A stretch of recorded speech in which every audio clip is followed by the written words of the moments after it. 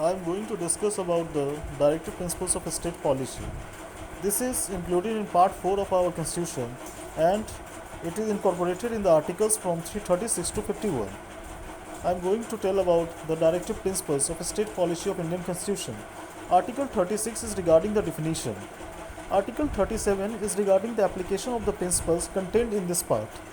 Article 38 is regarding the state to secure a social order for the promotion of welfare of the people. Article 39 is regarding certain principles of policy to be followed by the state. Article 39A is regarding equal justice and free legal aid.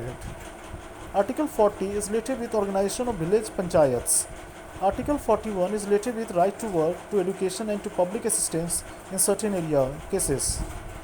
Article 42 is related with provision for just and human conditions of work and maternity relief. Article 43 is related with living wage for workers. Article 43A is related with participation of workers in management of industries. Article 43B is related with promotion of cooperative societies. Article 44 is related with uniform civil code for the citizens. Article 45 is related with provision for free and compulsory education for children. Article 46 is regarding promotion of educational economic interests of scheduled castes, scheduled tribes and other weaker sections. Article 47 is related with duty of the state to raise the level of nutrition and the standard of living and to improve public health. Article 48 is related with organization of agriculture and animal husbandry. Article 48A is related with protection and improvement of environment and safeguarding of forest and wildlife. Article 49 is related with protection of monuments and places and objects of national importance. Article 50 is related with separation of judiciary from executive. And Article 51 is related with promotion of international peace and security. These directive principles of state policy are not mandatory like fundamental rights, but you can see the importance of these principles. You can see our constitution makers have put a lot of sense in incorporating these directive principles of a state policy in our constitution. You can see its importance. See, in Article 38, our constitution says the state to secure a social order for the promotion of welfare of the people.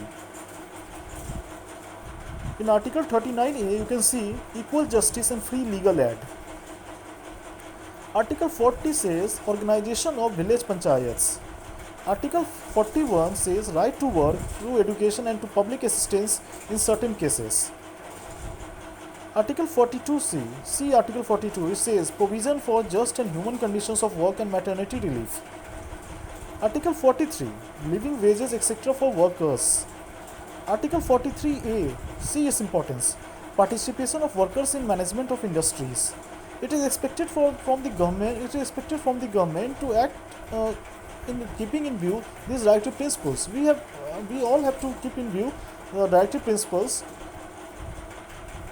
Article 43B is related with promotion of cooperative societies. Then see Article 44, this is uniform civil code for the citizens. Article 45, provision for free and compulsory education for children. Article 40C is related with promotion of educational economic interests of scheduled castes, scheduled tribes and other weaker sections. Article 47, duty of the state to raise the level of nutrition and the standard of living and to improve public health. Article 48 is related to organization of agriculture and animal husbandry. Article 48A, protection and improvement of environment and the safeguarding of forests and wildlife. Article 49, protection of monuments and places and objects of national importance. Article 50, it is expected from the government, separation of judiciary from executive. And Article 51 is regarding promotion of international peace and security. Government is expected to act keeping in view all these directive principles of state policy. This is its importance.